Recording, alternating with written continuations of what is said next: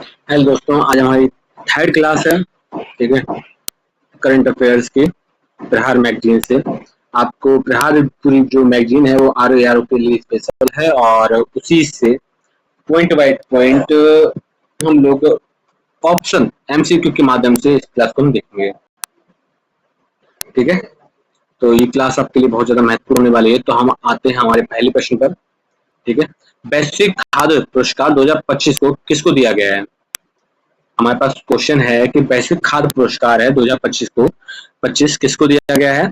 Doctor M S Swaminathan को, Maria Angela hunger को, या डॉक्टर बी कुरियन को, या डॉक्टर वंदना शिवा को? तो जल्दी से इस प्रश्न का राइट आंसर बताइए कि वैश्विक खाद्य पुरस्कार 2025 किसको दिया गया? खाद्य, देखो खाद्य कृषि से जुड़ा हुआ है, एग्रीकल्चर से, तो ये और भी इम्पोर्टेंट बन जाता है।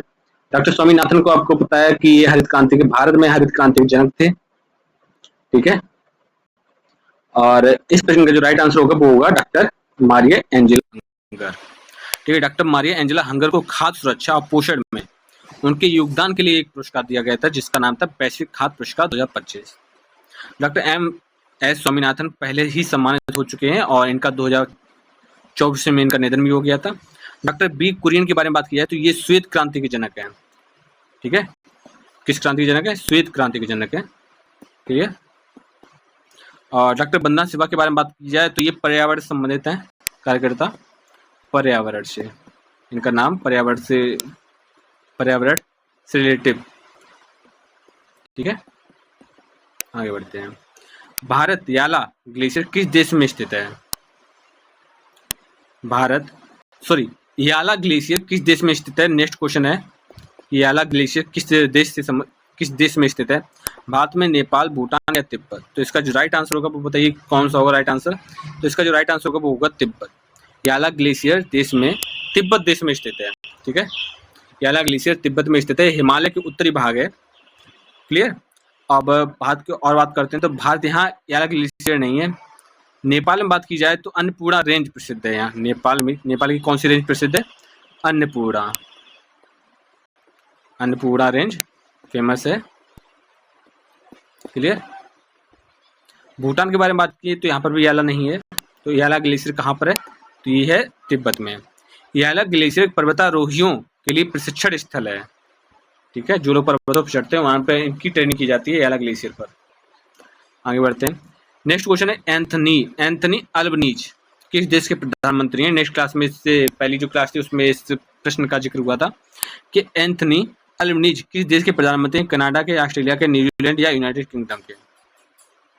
तो चलिए से इस प्रश्न का राइट आंसर बताइए कौन सा होगा? तो एंथनी अल्बनीज ऑस्ट्रेलिया के प्रधानमंत्री हैं। कनाडा के बारे में बात की तो कनाडा के प्रधानमंत्री Trudeau, Justin Trudeau.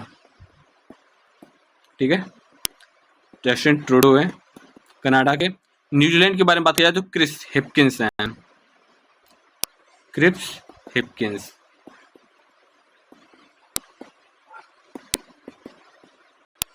United kingdom के हैं ऋषि सुनक, अब नहीं रहे। ठीक है, मतलब अब नहीं है, पहले थे, ऋषि सुनक थे।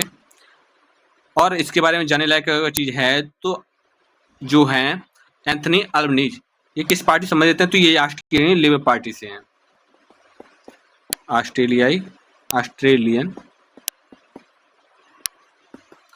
लेबर पार्टी के हैं। क्लियर। आगे बढ़ते हैं। नेक्स्ट क्वेश्चन देखो, शेर पंजाब पुरस्कार किसे प्रदान किया गया है? शेर पंजाब पुरस्कार 2025 किसको प्रदान किया गया है? तो बताइए जल्दी से इस प्रश्न का राइट आंसर बताइए कि शेर पंजाब किसको प्रदान किया गया है? तो जल्दी से इस प्रश्न का राइट आंसर बताइए कि जो शेर पंजाब हैं पुरस्कार, देखो पंजाब से कौन बिलोंग करता है पहली बात। ठीक है, तो हरमनप्रीत कौर, नीरज चोपड़ा हरियाणा से। ठीक है, तो शेर पंजाब जो पुरस्कार है वो हरमनप्रीत कौर को मिला है। किनको मिला है? हरमनप्रीत कौर को मिला है। भारतीय महिला क्रिकेट टीम की कप्तान है हरमनप्रीत कौर। कौन है? कैप्टन है महिला क्रिकेट टीम की,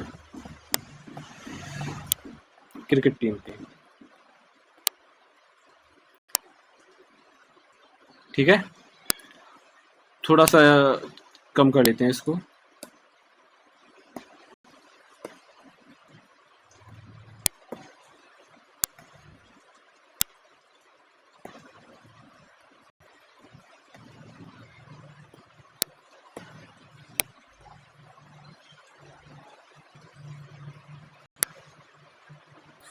आगे बढ़ते हैं। देखो अब इनके बारे में थोड़ा सा जान लेते हैं कि ये महिला क्रिकेट टीम की कैप्टन है हरमनप्रीत कौर, और इनकी अद्वितीय उपलब्धियों और खेल में योगदान के लिए इन्हें शेर पंजाब पुरस्कार दिया गया है 2025 का। यह पुरस्कार पंजाब सरकार द्वारा दिया जाता है। नीरज चोपड़ा के बारे में बात की जाए तो उन्हें sport man of the year जैसे अंतर्राष्ट्रीय पुरस्कार मिल चुके हैं। कौन से? Sports man of the year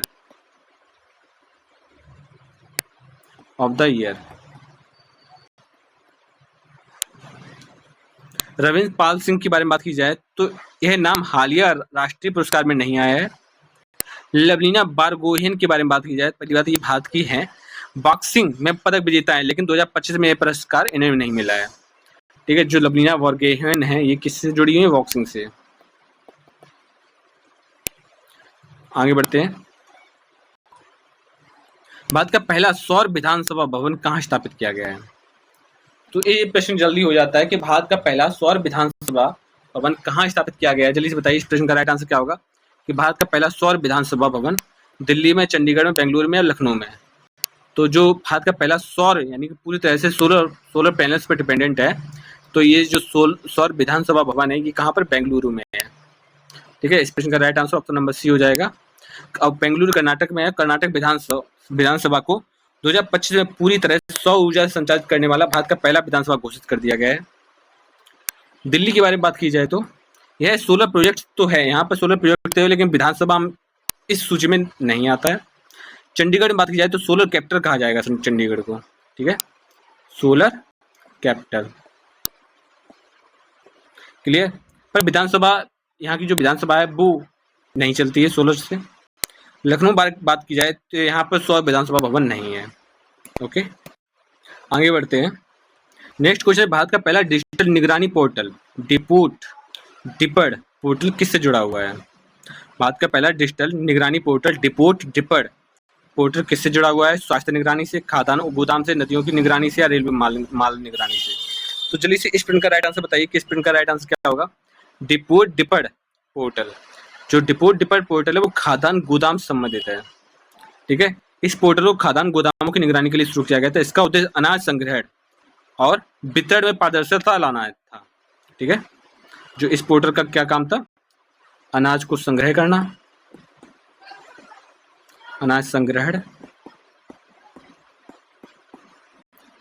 ठीक है, अनाज का संग्रहण और वितरण। ठीक है, संग्रह करना और वितरण में प्लस वितरण। ठीक है, आगे बढ़ते हैं। स्वास्थ्य निगरानी के बारे में बात की जाए तो यह पोर्टल स्वास्थ्य निगरानी का नहीं है, नदियों के लिए भी नहीं है और रेलवे के लिए भी नहीं है। ठीक है, तो इस जो डिपड पोर्टल है वो किससे संबंधित है? खाद्य गोदामों के लिए। नेक्स्ट क्वेश्चन देखो, किस राज्य में हमारे परंपरा हमारे विरासत संग्रहालय परियोजना शुरू की गई? हमारे परंपरा हमारे विरासत संग्रहालय परियोजना शुरू की गई है किस राज्य में? बिहार, उत्तर प्रदेश, मध्य प्रदेश, झारखंड। तो इसका सही आंसर हो जाएगा झारखंड। ठीक है, यह संग्रहालय झारखंड की आदिवासी संस्कृति और परंपरा को संरक्षित करने के लिए शुरू किया गया था। ठीक है, क्यों? रीजन क्या था? आदिवासी परंपरा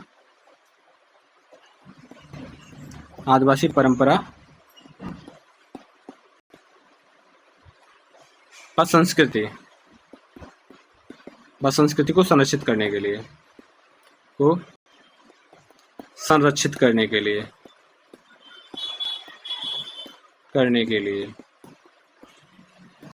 ठीक है।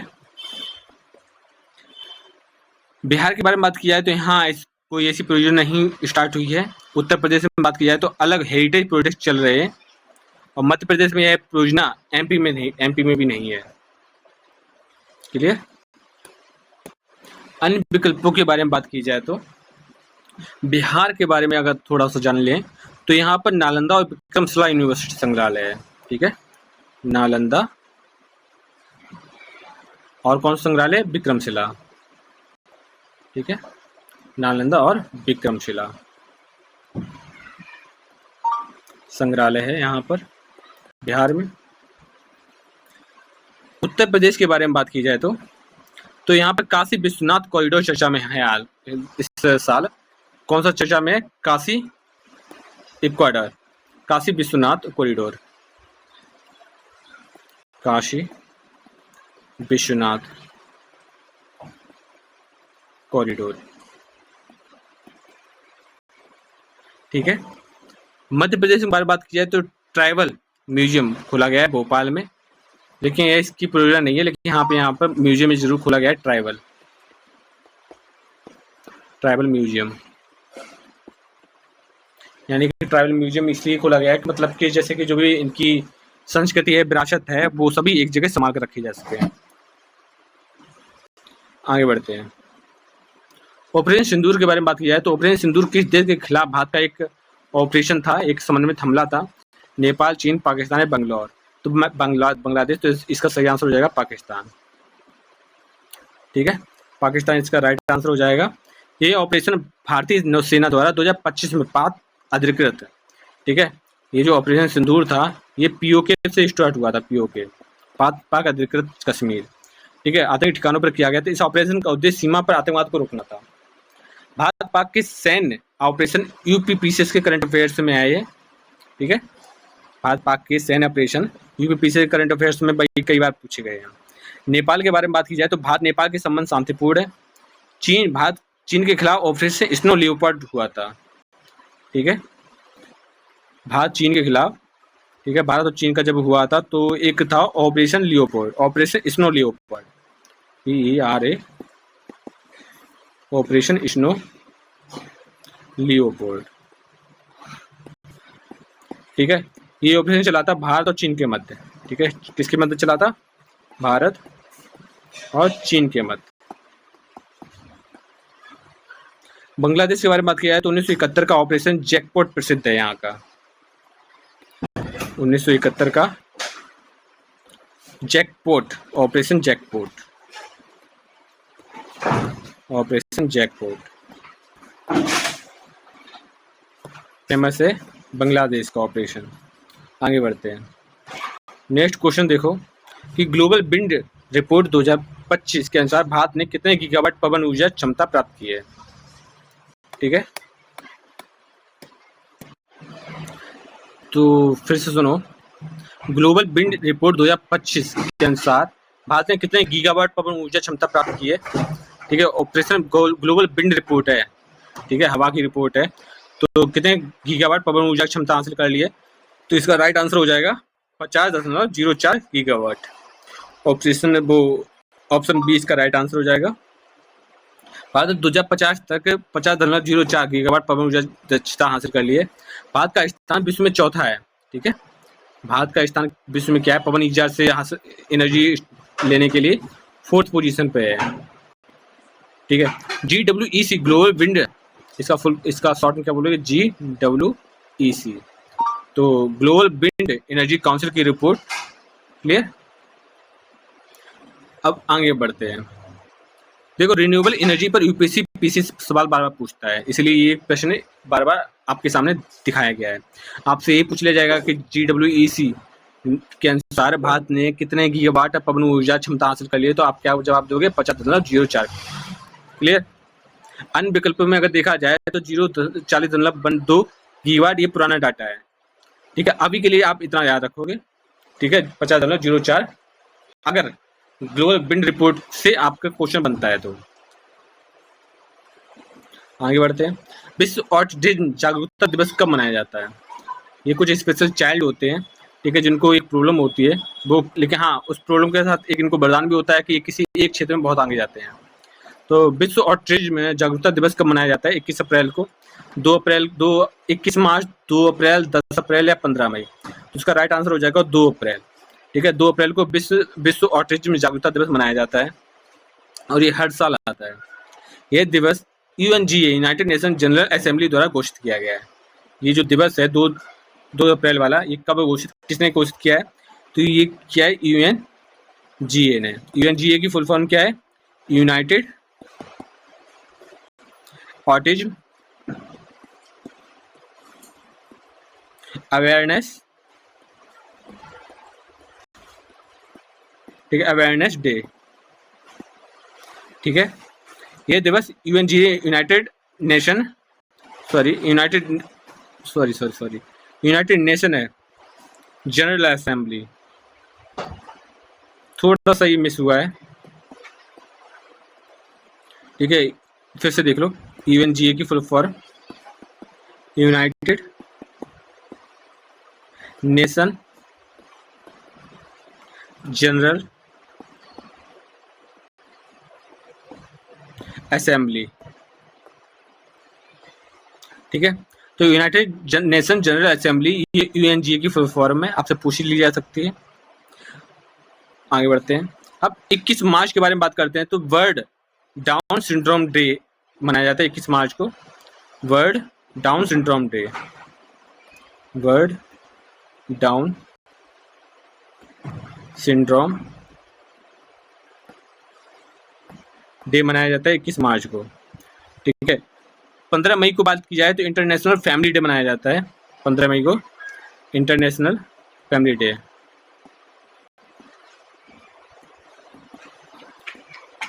Family day, clear. आगे बढ़ते हैं। वैकल्पिक ऊर्जा स्रोतों को बढ़ावा देने के लिए शुरू की गई नीति P4 किस राज्य में है, ठीक है। जो वैकल्पिक ऊर्जा स्रोतों को बढ़ावा देने के लिए शुरू की गई एक पहल है P4, ठीक है। इस P4 पहल है, इस P4 से कौन सा राज्य संबंधित है, इस बारे में बात की जा रही है। तो जो वैकल्पिक ऊर्जा स्रोतों को बढ़ावा देने के लिए शुरू की गई जो P4 जो है नीति, वो कहाँ संबंधित है, वो गुजरात से संबंधित है, ठीक है। तो P4 का फुल फॉर्म क्या है, ठीक है। P4 का फुल फॉर्म है promoting public private partnership, promoting public private partnership,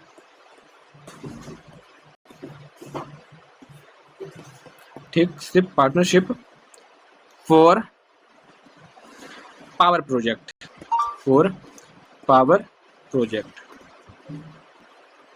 ठीक है, फॉर पावर प्रोजेक्ट्स। समझ में आ रहा है। जो P4 का केस है, P4 किस लिए संबंधित है, कोई गुजरात के लिए संबंधित है, गुजरात संबंधित है, और ये गुजरात में ये रिन्यूएबल एनर्जी में गड़ी है, यानी कि इस ऊर्जा को दोबारा से प्राप्त किया जा सकता है, क्लियर। और बात करते हैं तो ये सवाल governance plus renewable energy policy पर आधारित है, ठीक है। आपसे पूछ लिया जाएगा, देखो क्वेश्चन, हर एक क्वेश्चन बहुत ज्यादा इंपॉर्टेंट है, क्लियर। आपसे ये पूछा जाएगा बताइए P4 के फुल फॉर्म क्या है, तो promoting public private partnership for power project, ठीक है। आपसे ये पूछा जाए जो वैकल्पिक ऊर्जा स्रोतों को बढ़ावा देने के लिए एक पहल शुरू की गई जिसका नाम है P4 पहल। ये किस राज्य में शुरू की गई, तो आप गुजरात का नाम ले लोगे, गुजरात में शुरू की गई है। अब जो और ऑप्शन है उनके बारे में बात करते हैं। देखो महाराष्ट्र में यहाँ रिन्यूएबल एनर्जी पॉलिसी अलग है, आंध्र प्रदेश में आंध्रा ग्रीन पॉलिसी लागू है, ठीक है। आंध्र प्रदेश में ग्रीन पॉलिसी लागू है, ग्रीन पॉलिसी, ठीक है। पंजाब के बारे में बात की जाए, पंजाब इरिगेशन पॉलिसी लागू है, ठीक है, पंजाब इरिगेशन पॉलिसी, ठीक है। भारत के मानव विकास सूचकांक 2025 में भारत का स्थान कौन सा है, मानव विकास सूचकांक, ह्यूमन डेवलपमेंट इंडेक्स के बारे में बात की जाए, HDI के बारे में बात की जा रही है। मानव विकास सूचकांक 2025 में भारत का स्थान कौन सा है, 128, 130, 132 या 135। तो जल्दी से इस प्रश्न का राइट आंसर बताइए कि HDI में जो HDI का जो भारत में 2025 में कौन सा स्थान दिया है, तो इसका स्थान है 132वां, इसको भूलना मत। मानव विकास सूचकांक में 2025 मानव विकास सूचकांक 2025 में भारत को 132वां स्थान दिया गया है। अब आगे बात करते हैं। तो ये जो रिपोर्ट है कौन लेके आता है, UNDP लेके आता है। कौन लेकर आता है, UNDP की फुल फॉर्म क्या है, यूनाइटेड नेशन डेवलपमेंट प्रोग्राम, ठीक है। यूनाइटेड नेशन डेवलपमेंट प्रोग्राम की रिपोर्ट में भारत का HDI रैंक 132 रहा है। HDI की हिंदी में बात की जाए तो जीवन प्रत्याशा शिक्षा एवं प्रति व्यक्ति आय का सूचक है ये HDI, ठीक है। अब RO के एग्जाम में अगर देखा जाए तो HDI इम्पोर्टेंट हो जाता है, GHI इम्पोर्टेंट हो जाता है और GII इम्पोर्टेंट हो जाता है। ठीक है, कौन कौन से? HDI, GHI और GII, यानी कि ह्यूमन डेवलपमेंट इंडेक्स हमारी 132 है, GHI और GII, इसको आप जल्दी से बताएंगे कि इसका क्या है सीन। अब बाकी जो बात करते हैं, देखो जो 128 है ये पुराना डाटा था, 130 डाटा 2024 में था और 135 2021 में था। प्रेजेंट टाइम की हम बाकी सब भूल जाएंगे, सिर्फ इतना ही ध्यान रखेंगे कि आज प्रेजेंट टाइम में जो है HDI का जो डाटा है वो 132 आया है। आगे बढ़ते हैं, नेक्स्ट क्वेश्चन देखो क्या कह रहा है। सुरुल लिली महोत्सव, ठीक है, सुरुल लिली महोत्सव किस राज्य का पारंपरिक उत्सव है?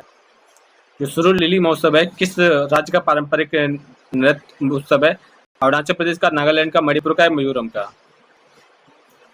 ठीक है, अरुणाचल प्रदेश, नागालैंड, मणिपुर या मिजोरम। जो सुरुल लिली महोत्सव है किस राज्य का पारंपरिक उत्सव है? अरुणाचल प्रदेश का, नागालैंड का, मणिपुर का या मिजोरम का? तो इसका जो सही आंसर हो जाएगा वो हो जाएगा अरुणाचल प्रदेश। ठीक है, सुरुल लिली महोत्सव अरुणाचल प्रदेश का पारंपरिक नृत्य है। यह महोत्सव सुरुल लिली फूल के खिलने पर मनाया जाता है। यह बायोडाइवर्सिटी उत्सव भी मनाया जाता है यहाँ पर।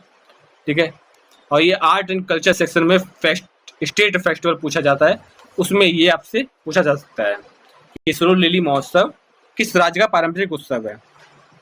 ठीक है, ये आर्ट एंड कल्चर के लिए महत्वपूर्ण हो जाता है और इस प्रश्न को आने की संभावना है क्योंकि ये करंट का है। ठीक है, सुरुल लिली महोत्सव किस राज्य का पारंपरिक उत्सव है? ये अरुणाचल प्रदेश का ही पारंपरिक उत्सव है। अन्य विकल्प में बात की जाए तो नागालैंड में हॉर्नबिल फेस्टिवल मनाया जाता है, हॉर्नबिल। ठीक है, हॉर्नबिल फेस्टिवल। मणिपुर में संघाई महोत्सव फेस्टिवल। मिजोरम की बात की जाए तो चपचार, ठीक है, मिजोरम का चपचार कुट, ये जो त्योहार है बहुत ज्यादा फेमस है, चपचार कुट। ठीक है, हो सकता है कि ये आने वाले एग्जाम में आपसे ये वाला पूछ लिया जाए, तो बाकी भी ध्यान रखिएगा। सुरुल लिली महोत्सव अरुणाचल प्रदेश में मनाया जाता है और हॉर्नबिल जो त्योहार है नागालैंड में मनाया जाता है, संघाई मणिपुर में और जो चपचार महोत्सव है वो मिजोरम मनाया जाता है। क्लियर, आगे बढ़ते हैं। नेक्स्ट क्वेश्चन देखिए कि किस भारतीय वैज्ञानिक का 87 वर्ष की आयु में निधन हो गया, जो IISc के पूर्व निदेशक थे? तो इस प्रश्न का राइट आंसर जल्दी से आप लोग बताइए कि किस भारतीय वैज्ञानिक, ठीक है, वैज्ञानिक का 87 वर्ष की आयु में निधन हो गया? जयंत नालकर, MGK मेनन, CN राव और वेंकट रमन। तो चलिए से इस प्रश्न का, ठीक है, तो 87 वर्ष की आयु में निधन हुआ था, किसका हुआ था? तो जयंत मालकर का, MGK मेनन का, CN राव का या वेंकट रमन का? तो इसका सही आंसर हो जाएगा MGK मेनन का। ठीक है, MGK मेनन का, यानी कि ऑप्शन नंबर 20 का राइट आंसर हो जाएगा। MGK मेनन भारतीय भौतिक विज्ञानी और वैज्ञानिक प्रशासन में एक बड़ा नाम है। उन्होंने IISc यानी Indian institute of science Bengaluru, ठीक है, इसका फुल फॉर्म क्या है? इंडियन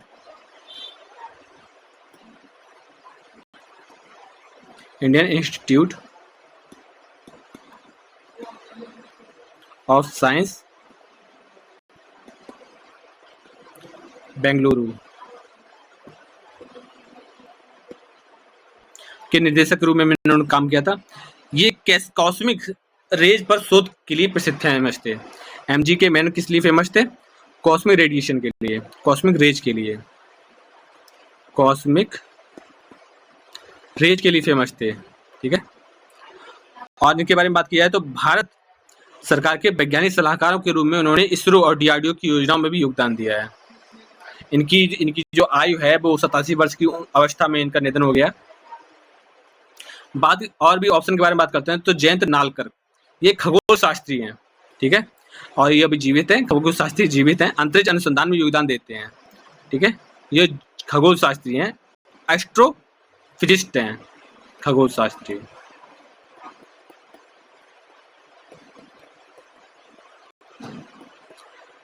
CNR राव के बारे में बात की जाए तो सॉलिड स्टेट केमिस्ट्री के विशेषज्ञ हैं, भारत रत्न से सम्मानित हो चुके हैं ये।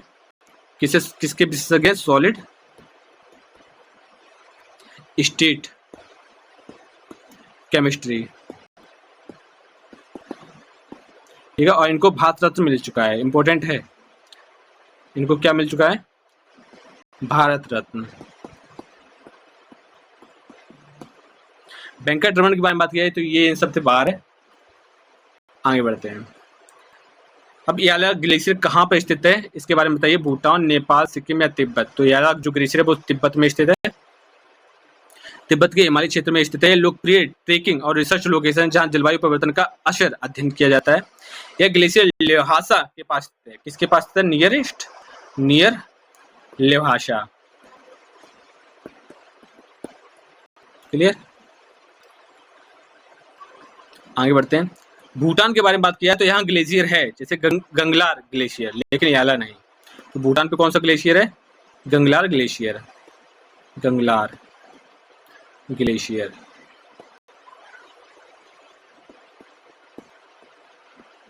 ठीक है। नेपाल की बात की जाए तो नेपाल के प्रसिद्ध ग्लेशियर खम्बू और लांगटांग है। नेपाल के जो दो ग्लेशियर है कौन कौन से? खुम्बू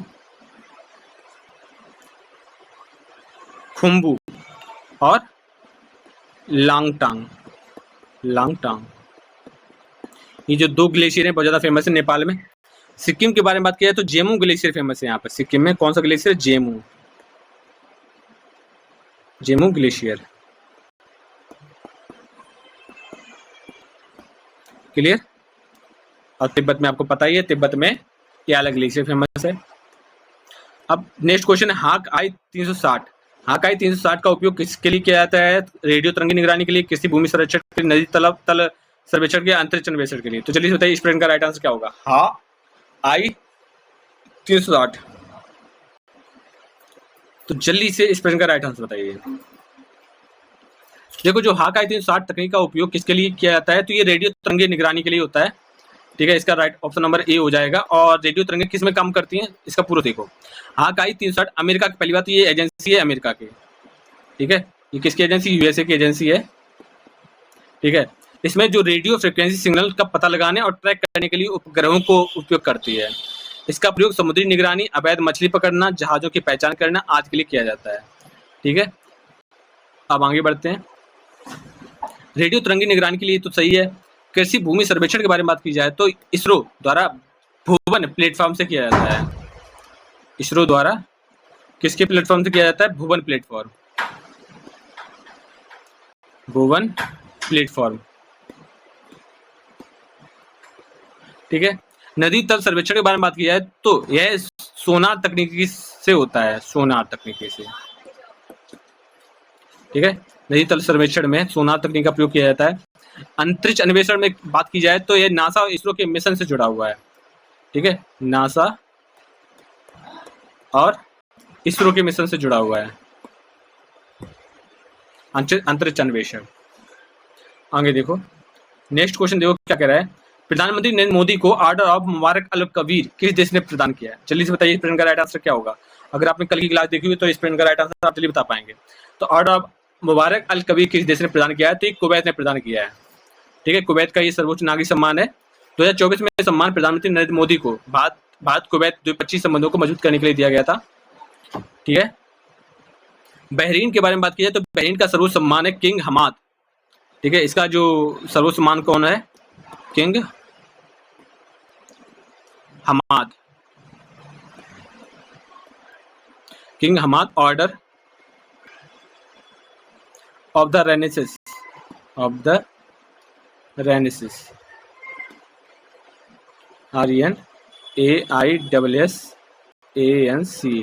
रेनेसिस। ओमान के बारे में बात किया है तो ओमान का सर्वोच्च सम्मान है order of the renaissance of Oman. Order of the रेनेसिस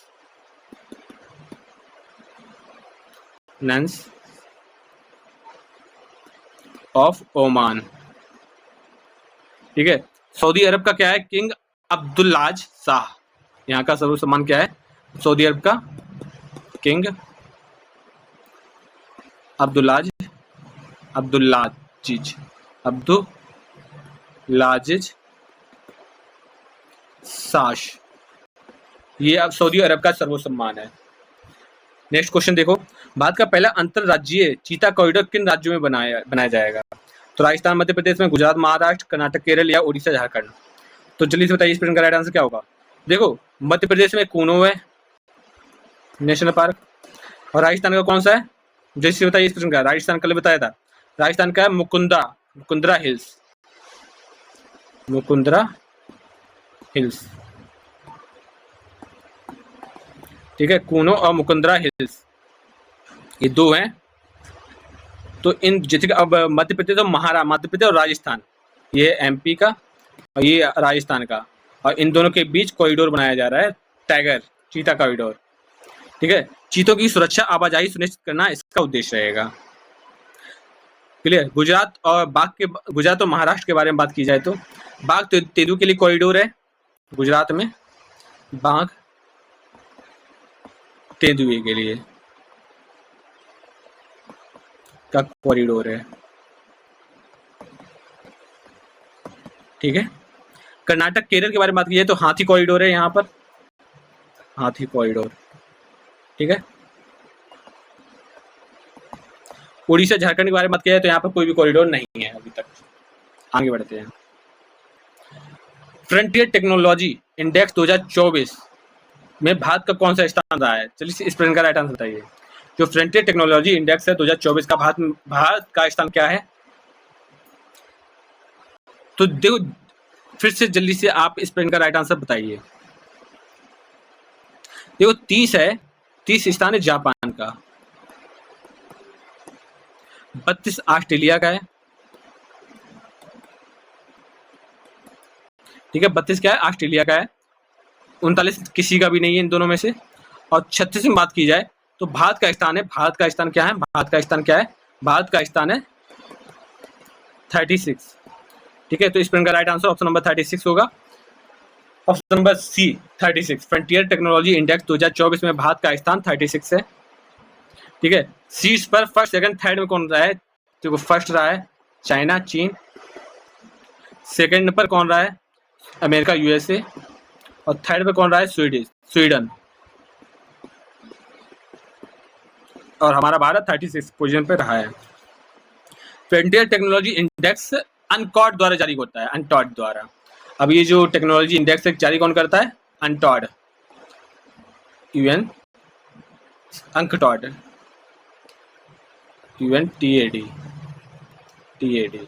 तो अनटॉड जारी करता है। क्लियर। नेक्स्ट देखो, भारत का पहला क्षेत्रीय एआई एंकर अंकिता किस राज्य से है? देखो ये बहुत ज्यादा एक मस्ट कंपल्सरी वाली न्यूज बन जाती है कि अंकिता एक एंकर है, जो कैसा एंकर है? एआई एंकर है। तो पूछा गया है कि बताइए भारत का पहला क्षेत्रीय एआई एंकर अंकिता किस राज्य से संबंधित है, ठीक है। तो किस राज्य से संबंधित है, इस बारे में बात करते हैं। तो ऑप्शन को पहले हम छूते हैं, केरल के बारे में नीचे छूते हैं। तो गुजरात में तो ये नहीं है, महाराष्ट्र में एआई हिंदी और मराठी में है, महाराष्ट्र में एआई किसमें है? हिंदी और मराठी, काफी ज्यादा ये मामला गर्म है आजकल में, ठीक है। महाराष्ट्र में सभी चाहते हैं कि, महाराष्ट्र वाले चाहते हैं कि यहाँ पे जो भी बातचीत हो वो मराठी लैंग्वेज में हो, लेकिन काफी सारे लोग यूपी या अदर स्टेट से महाराष्ट्र में गए हैं, वो अपनी लैंग्वेज का प्रयोग करते हैं। तो हिंदी मराठी का विवाद अक्सर चलता आ रहा है, और बवाल कुछ ज्यादा, इतना बवाल हो गया था कि सड़कों पर लोग उतर आए थे, ठीक है। केरल के बारे में बात की है तो यहाँ एआई एंकर नहीं बनी है। असम की बात की तो ये ऑप्शन नंबर ए हमारा सही है, जो एआई एंकर है अंकिता, ठीक है, ये असम राज्य संबंधित है। और भी बात कर लेते हैं इसके बारे में। अंकिता भारत की पहली क्षेत्रीय एआई एंकर है, ठीक है। अंकिता क्या है? फर्स्ट एआई एंकर है, क्लियर। भारत की ये असमिया भाषा में समाचार पढ़ सकती है, ठीक है। अब ये एंकर क्या करती है? असमिया लैंग्वेज में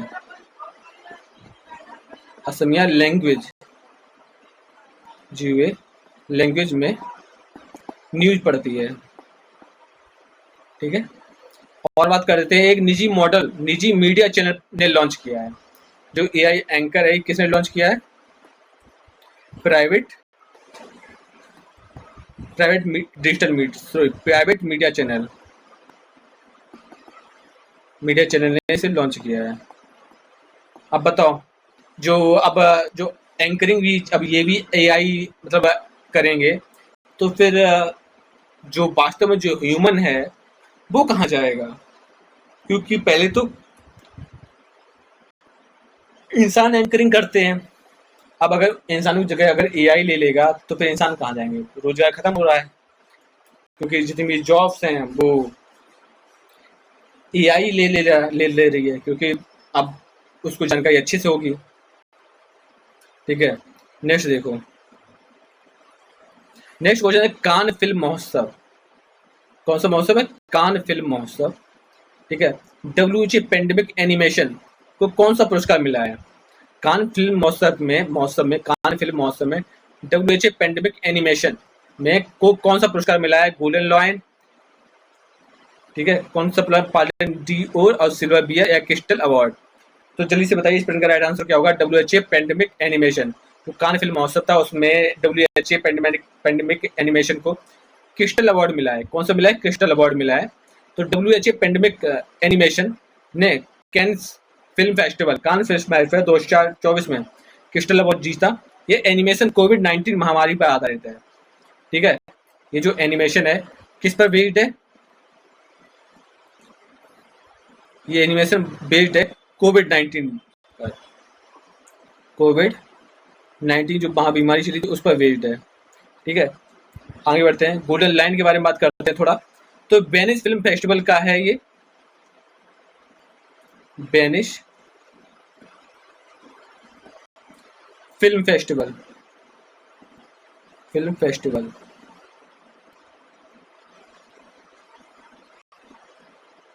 क्लियर।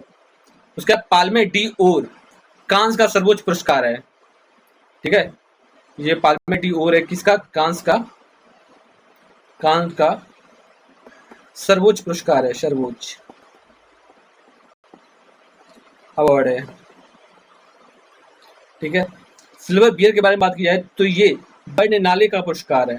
सिल्वर बियर किसका पुरस्कार है? बर्निनाले का, बर्लिनाले का अवार्ड है। ठीक है, आगे बात करते हैं, सबसे अधिक ऋण से जीडीपी अनुपात किस देश का है? सबसे अधिक ऋण से जीडीपी अनुपात किस देश का है? तो ये है जापान का। ठीक है, जापान का डेब्ट टू जीडीपी क्या है? डेब्ट टू जीडीपी यानी ऋण से जीडीपी का जो रेशियो है वो कितना है? लगभग 261 है। अनुपात कितना है? 261%। ठीक है, यह दुनिया का सबसे ज्यादा है, सबसे हाईएस्ट है, टॉप लेवल है जीडीपी।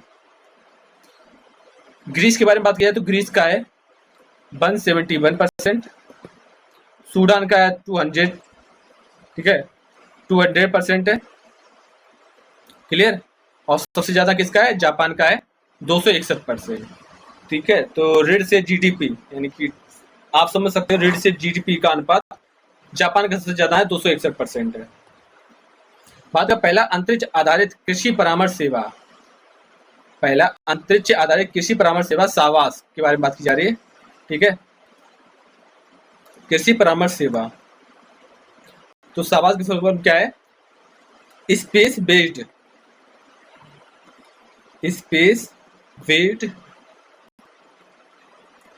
एग्रीकल्चर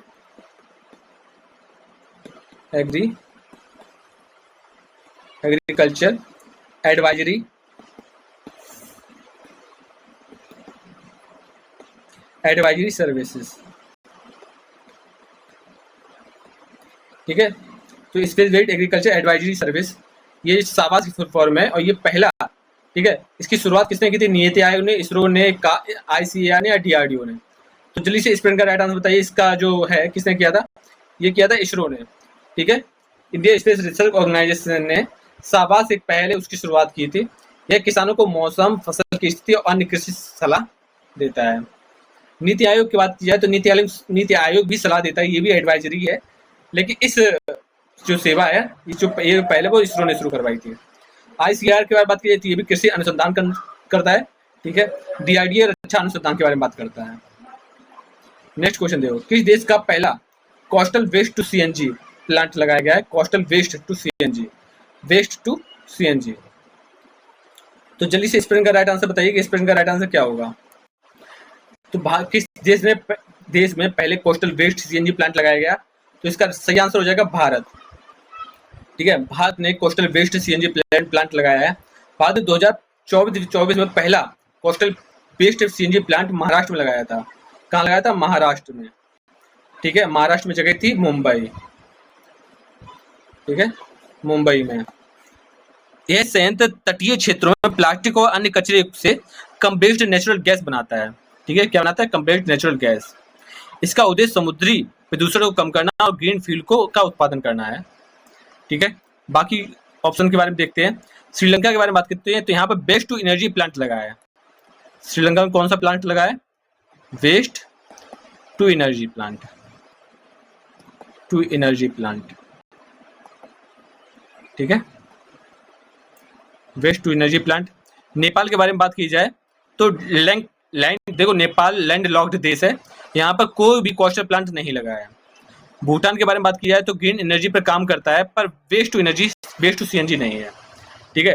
तो जो प्लांट लगे हैं वो श्रीलंका में लगा है एक वेस्ट टू एनर्जी प्लांट, लेकिन भारत में लगा है मुंबई में, ठीक है। इससे क्या होता है कि ये CNG कंप्रेस्ड नेचुरल गैस निकालता है ये, ठीक है, प्लास्टिक सबके कचरे से पैदा करता है। नेक्स्ट क्वेश्चन देखो, बेंजिंगम पोर्ट के बारे में बात की जा रही है। बेंजिंगम पोर्ट को किस श्रेणी में शामिल किया गया है? मेगा कंटेनर पोर्ट के तौर पर, cold storage hub, green energy port या मल्टीपर्पज टर्मिनल।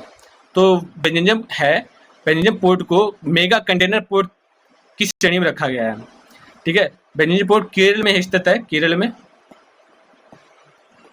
ठीक है। यह भारत का पहला deep water mega container transshipment port है, डीप वाटर मेगामेंट, ठीक है। क्या है? डीप वाटर मेगामेंट, डीप वाटर, ठीक है।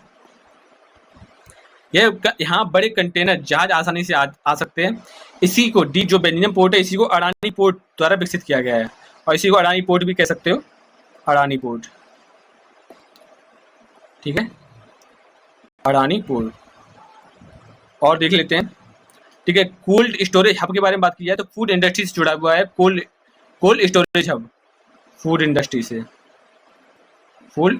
से, अच्छा, फूड इंडस्ट्री क्यों?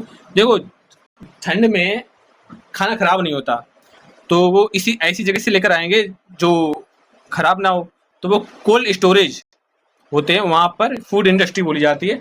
जो आसपास के आप कोल्ड देख रहे होंगे, वहाँ पे आलू, ठीक है, आलू भरा रहता है, ठीक है। आलू अगर कोल्ड ना हो तो आलू खराब हो जाएगा। ग्रीन एनर्जी पोर्ट के बारे में बात की जाए, ग्रीन एनर्जी को सपोर्ट करता है, लेकिन यह मुख्य श्रेणी नहीं है। मल्टीपर्पज टर्मिनल की बारे में बात की जाए तो मल्टीपर्पज टर्मिनल नहीं है, मुख्यतः कंटेनर पोर्ट है, ठीक है। आगे बढ़ते हैं।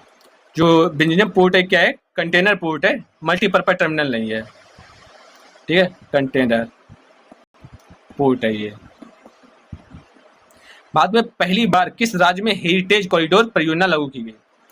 भारत में पहली बार किस राज्य में हेरिटेज कॉरिडोर परियोजना लागू की गई? तो इस प्रश्न का राइट आंसर बताइए कौन सा होगा। तो इस उत्तर प्रदेश, मध्य प्रदेश, बिहार या उड़ीसा?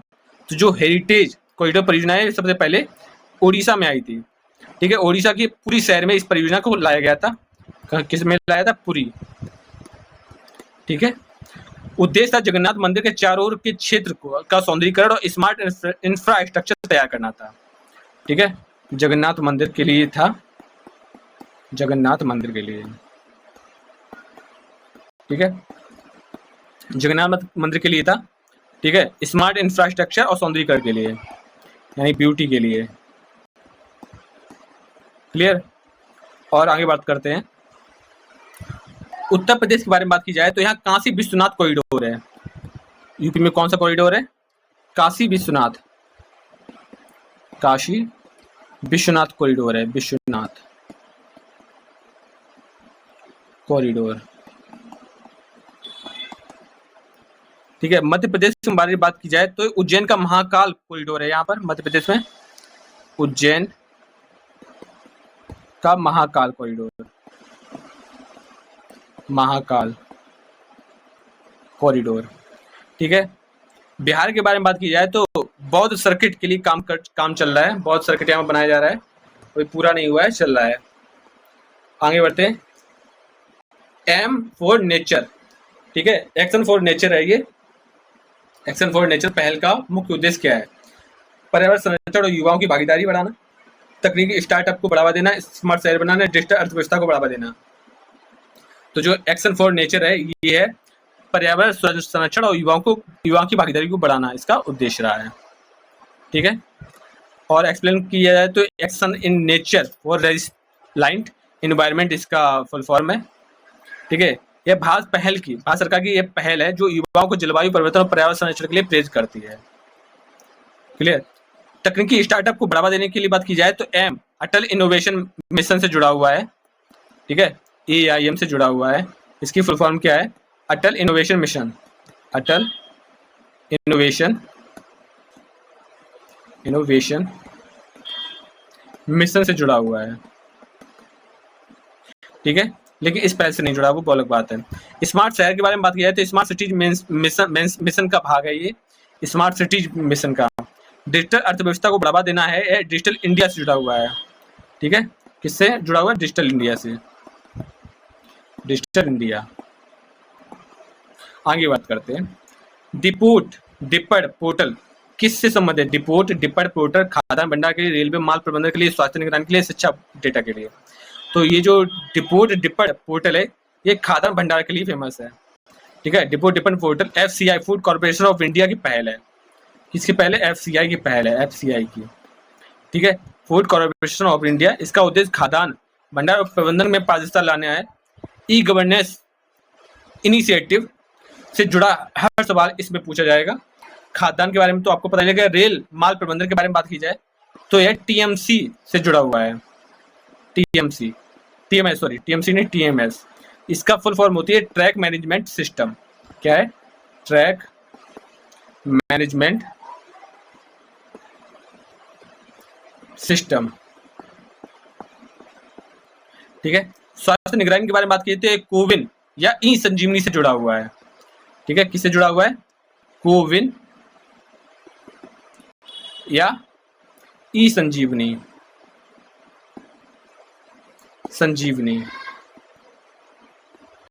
ठीक है, ई संजीवनी से जुड़ा हुआ है। शिक्षा डेटा के बारे में बात की जाए तो यह यूडाइस से जुड़ा हुआ है। यूडाइस पहले, यूडाइस में काम क्या होता है कि प्रत्येक बच्चे का डाटा इसमें चढ़ा होगा, यूडाइस में चढ़ा होगा कि किस क्लास में कितने बच्चे हैं, किस बच्चे के माता का नाम, पिता का नाम। ठीक है, ऐसी सारी चीजें इस पोर्टल में रहेंगी।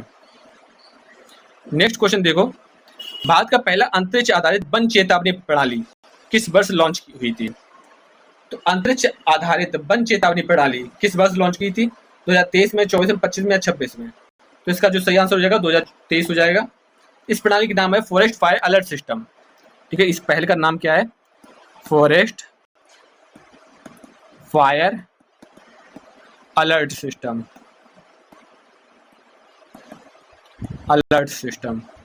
ठीक है, और ये 2.0 है। ठीक है, 2023 में शुरू की गई थी। इसे इसरो और FSI ने संयुक्त रूप से लॉन्च किया है। इस प्रोग्राम को किसने लॉन्च किया है? इसरो ने और FSI, forest survey of India, इन दोनों लोगों ने लॉन्च किया है। इसका उद्देश्य जंगल की आग का रियल टाइम अलर्ट देना है। ठीक है, उद्देश्य क्या रहा है इसका? ठीक है, फायर अलर्ट के लिए फॉरेस्ट में, फायर अलर्ट इन फॉरेस्ट। क्लियर? बाकी देखते हैं। शाहबाज के बारे में बात करते हैं। शाहबाज पहल में मुख्य रूप से कौन सी तकनीकी उपयोग की जाती है? रेडियो तरंगे, सैटेलाइट आधारित सलाह, ड्रोन्स द्वारा निगरानी, आर्टिफिशियल इंटेलिजेंस। तो इसका सही आंसर क्या हो जाएगा? रेडियो तरंगे, शाहबाज में। ठीक है, लेकिन इसमें थोड़ा सा और देख लेते हैं। रेडियो तरंगे, सैटेलाइट आधारित सलाह, ड्रोन्स द्वारा निगरानी या आर्टिफिशियल इंटेलिजेंस। इसमें रेडियो तरंगे नहीं होगा, इसमें हो जाएगा सैटेलाइट आधारित सलाह। ठीक है, सैटेलाइट डेटा के आधार पर सलाह दी जाएगी। सैटेलाइट डेटा के आधार पर सलाह दी जाएगी, एग्रीकल्चर से बेस्ड है। ठीक है, इसमें किसानों को सैटेलाइट डेटा के आधार पर सलाह दी जाएगी। इसरो की ये पहल है। किसकी पहल है? इसरो की। ठीक है, रेडियो तरंगे, ये जो रेडियो तरंगे हैं वो हमने बताया है हॉक आई 360, हॉक आई 360 डिग्री। ड्रोन द्वारा निगरानी के बारे में बात की जाए तो ये अलग परियोजना है। आर्टिफिशियल इंटेलिजेंस ये सपोर्टिव तकनीकी है। क्या है? ये सपोर्टिव तकनीकी है, सपोर्टिव तकनीकी है। क्लियर? आगे बढ़ते हैं। क्वेश्चन नंबर है, भारत का पहला विदेशी जन औषधि केंद्र, भारत का पहला विदेशी जन औषधि केंद्र किस देश में स्थापित किया गया है? तो ये कहाँ पे स्थापित किया? मालदीव में। ऑप्शन नंबर डी इसका राइट आंसर होगा। जन औषधि केंद्र मालदीव में स्थापित किया गया है, यानी कि विदेशों को सस्ती दवाएं उपलब्ध कराना इसका लक्ष्य रखा गया है। ठीक है, पहला केंद्र 2024 में मालदीव में खोला गया था। ठीक है, भूटान के बारे में बात की जाए तो यहाँ भारतीय दवाएं दी जाती है लेकिन केंद्र नहीं। नेपाल में बात की जाए तो भारत ने अस्पताल बनवाए नेपाल में। ठीक है, लेकिन इसका केंद्र यहाँ भी नहीं है। श्रीलंका में बात की जाए तो दवा आपूर्ति हुई केंद्र नहीं है। तो इस पर राइट आंसर मालदीव होगा। पहला विदेशी जन औषधि केंद्र मालदीव में ही स्थापित किया गया है। ऑपरेशन हॉक का संबंध बात की जाए तो ऑपरेशन हॉक का संबंध किस प्रकार के अपराध से रोकने पे है? साइबर अपराध को, वन्यजीव तस्करी, बाल यौन शोषण या आतंकवादी विरोधी कार्रवाई? तो इस बताइए इस प्रश्न का राइट आंसर क्या होगा? इस प्रश्न का राइट आंसर होगा वन्यजीव तस्करी। जो ऑपरेशन हॉक 360 डिग्री का है ये वन्यजीव तस्करी के लिए है। ठीक है, ऑपरेशन हॉक का उद्देश्य वन्यजीव तस्करों का नेटवर्क को नष्ट करना है। इसे भारत में WCCB wild life crime control bureau ने शुरू किया था। ठीक है, ऑपरेशन हॉक में भारत इंडिया ने किसने शुरू किया था? WCCB। इसकी फुल फॉर्म है world wild life, WILD wild life,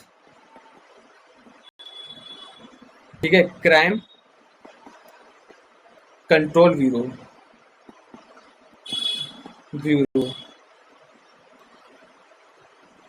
ठीक है, तो wild life crime control bureau ने शुरू किया था। और बात करते हैं साइबर अपराध के बारे में बात की जाए तो ऑपरेशन चक्र से जुड़ा हुआ है। साइबर अपराध किससे जुड़ा हुआ है? ऑपरेशन चक्र से।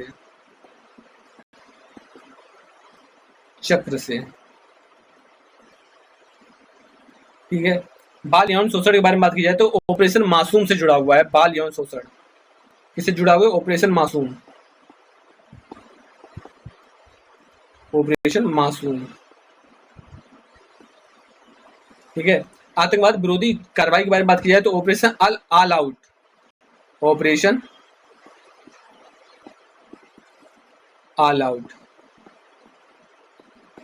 से जुड़ा हुआ है ये। ठीक है, नेक्स्ट देखो, ऑर्डर ऑफ मुबारक अल कबीर सम्मान किस देश के प्रधानमंत्री नरेंद्र मोदी को प्रदान किया है? तो कुवैत के ही कई बार ऑलरेडी ये आ चुका है। कुवैत का ये सर्वोच्च नागरिक सम्मान है। ये नरेंद्र मोदी को कुवैत संबंध सुधारने के लिए 2024 में दिया गया था। बहरीन का जो है वो किंग हमाद ऑर्डर दिया जाता है। कतर में कतर वाला नोट कर लो, order of merit award, order of merit award.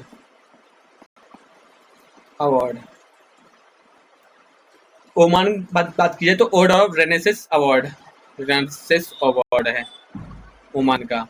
Next question देखो, one country one heart beat. One country one heart beat के बारे में बात की जाए तो one country one heart beat में आप किस मंत्रालय द्वारा ये शुरू की गई है पहल?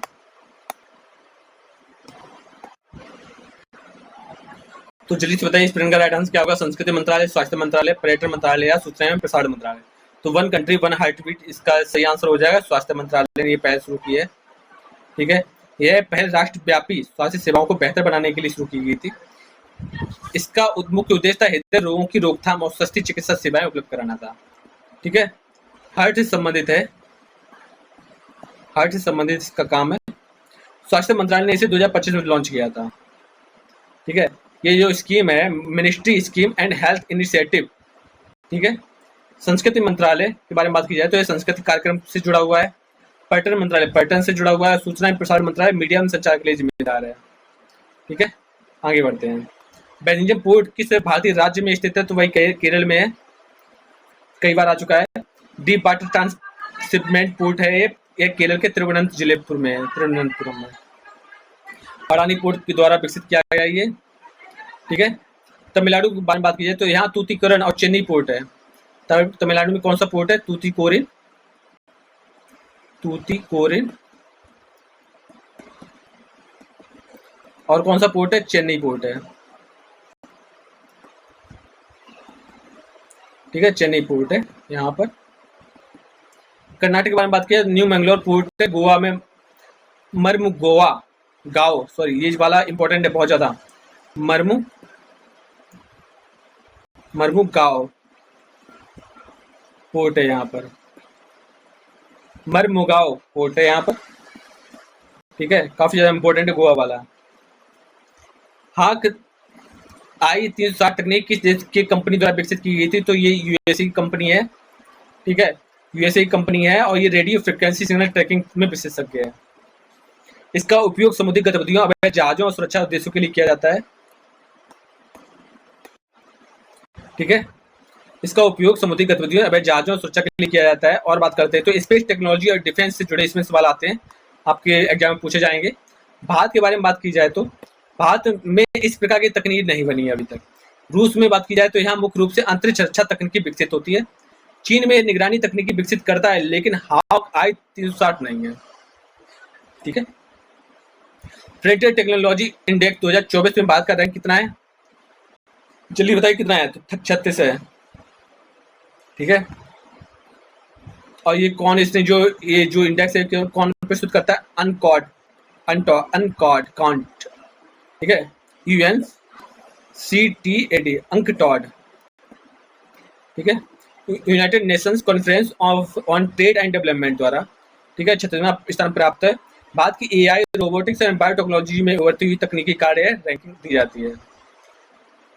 28वां स्थान जापान को मिला है, 32वां स्थान फ्रांस को मिला है और 40 स्थान इंडोनेशिया को मिला है। भारत का पहला अंतर्राज्यीय चीता कॉरिडोर किन राज्यों में है? तो राजस्थान, सॉरी ये गलत है, मध्य प्रदेश और राजस्थान में है। मध्य प्रदेश का कूनो, राजस्थान का, जल्दी बताइए राजस्थान का कौन सा है? बार बार आया है, मुकुंदरा हिल्स, ठीक है। राजस्थान और गुजरात के बारे में बात की तो यहाँ शेरों का कॉरिडोर है, ठीक है, यहाँ पे क्या है? शेरों का कॉरिडोर है, कॉरिडोर है। उत्तर प्रदेश और उत्तराखंड के बारे में बात की जाए तो यहाँ पर हाथियों का कॉरिडोर है। बिहार झारखंड में बात की जाए तो टाइगर कॉरिडोर की चर्चा है यहाँ पे। आगे बढ़ते हैं, क्वेश्चन नंबर 96 है, जारोसाइट खनिज के नमूने किस भारतीय राज्य में मंगल जैसे भूवैज्ञानिक क्षेत्रों से लिए गए हैं? जारोसाइट खनिज के नमूने किस भारतीय राज्य में मंगल जैसे भूवैज्ञानिक क्षेत्रों से लिए गए? गुजरात, राजस्थान, महाराष्ट्र, तमिलनाडु। तो इसका सही आंसर क्या हो जाएगा? इसका सही आंसर हो जाएगा राजस्थान, ठीक है। जेरोसाइट मंगल ग्रह पर भी पाया गया है। जेरोसाइट कहाँ पाया? मंगल ग्रह पर पाया गया और ये राजस्थान में भी है। भारत में इसका नमूना राजस्थान के कच्छ के रण, ठीक है, कच्छ के रण से मिला है। यह मंगल मिशन के लिए महत्वपूर्ण शोध है। बाकी बारे में बात कीजिए गुजरात के बारे में, गुजरात कच्छ का रण यहाँ नहीं है, लेकिन नमूना राजस्थान से लिया गया है। महाराष्ट्र में बात की जाए तो यहाँ बेसाल चट्टाने, महाराष्ट्र में कौन सी चट्टाने हैं? बेसाल चट्टाने, ठीक है, बेसाल चट्टाने यहाँ पर।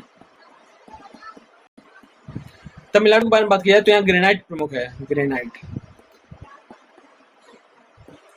अब आगे बढ़ते हैं, कलाम 100 किससे जुड़ा हुआ है? सोलर पैनल से, रॉकेट इंजन से, मिसाइल लॉन्चर से, ड्रोन टेक्नोलॉजी से। तो चलिए बताइए कलाम 100 किससे जुड़ा हुआ है? तो ये जुड़ा हुआ है रॉकेट इंजन से, ठीक है। रॉकेट कलाम 100 एक सॉलिड प्रोपेलन रॉकेट इंजन है। इसे स्काई रूट एरोस्पेस यानी हैदराबाद ने विकसित किया है, ठीक है। जो कलाम 100 जो रॉकेट इंजन है किसने विकसित किया है? स्काई रूट 100, स्काई रूट, ठीक है, स्काई रूट एरोस्पेस ने इसे किया है, ठीक है। ये कहाँ है? हैदराबाद, हैदराबाद, ठीक है। भारत का निजी अंतरिक्ष क्षेत्र का पहला कदम है। बाकी जो सोलर पैनल तकनीक के बारे में बात की जाए तो ये भी गलत है, मिसाइल लॉन्चर ये भी गलत है, ठीक है। आगे बढ़ते हैं, ग्लोबल विंड एनर्जी रिपोर्ट 2025 के बारे में बात की जाए तो भारत का संचय है, भारत को 50.04 गीगावाट भारत का संचय पवन ऊर्जा मिली है। किस भारतीय शहर को WHO द्वारा एज फ्रेंडली सिटी कहा गया है? एज फ्रेंडली सिटी, तो जल्दी से बताइए एज फ्रेंडली सिटी किसको कहा गया है? ठीक है, तो एज फ्रेंडली सिटी कहा गया भुवनेश्वर को। ठीक है, भुवनेश्वर को वरिष्ठ नागरिकों के अनुकूल बुनियादी ढांचे के लिए दर्जा मिला है। यह भारत का पहला एज फ्रेंडली सिटी है। कहाँ है? भुवनेश्वर। ठीक है, ये और कोझिकोड नहीं है। वाराणसी में बात की जाए तो काशी विश्वनाथ कॉरिडोर है काशी वाराणसी में। जयपुर को स्मार्ट सिटी मिशन के तौर पर ही देखा जा सकता है। ठीक है, अब आगे बढ़ते हैं। आज का जो लास्ट क्वेश्चन है, सीन्स इन द स्क्वायर में शामिल होने वाला भारत का पहली फिल्म कौन सी है? सीन्स इन द स्क्वायर में शामिल होने वाली भारत की पहली फिल्म कौन सी है? 3 इडियट, दिलवाले दुल्हनिया ले जाएंगे, बाहुबली या मुगले आजम। तो इसका सही आंसर हो जाएगा दिलवाले दुल्हनिया ले जाएंगे। मूवी आपने देखी होगी। लंदन में प्रतिष्ठित लेसेस्टर स्क्वायर पर स्थापित इस गैलरी में DDLG का प्रतिनिधित्व हुआ है। यह भारतीय सिनेमा का वैश्विक पहचान को दर्शाता है। ठीक है, और मुगले आजम ये ऐतिहासिक फिल्म है लेकिन इसमें शामिल नहीं है। बाहुबली भी प्रसिद्ध है लेकिन इसमें शामिल नहीं है। तो seen in the square, Dilwale Dulhania famous हुई है इसमें। ठीक है, तो कांग्रेचुलेशन, काफी पुरानी मूवी है। और आज की क्लास यहीं पर समाप्त करते हैं, मिलते हैं नेक्स्ट क्लास में। और आपके जो 50 क्वेश्चन रह गए हैं इस क्लास के, ठीक है, मिलते हैं नेक्स्ट क्लास में। तब तक आप बने रहिए, अपने दोस्तों को शेयर करना बिल्कुल भी ना भूलें और क्लास को सब्सक्राइब कर दें और शेयर करें।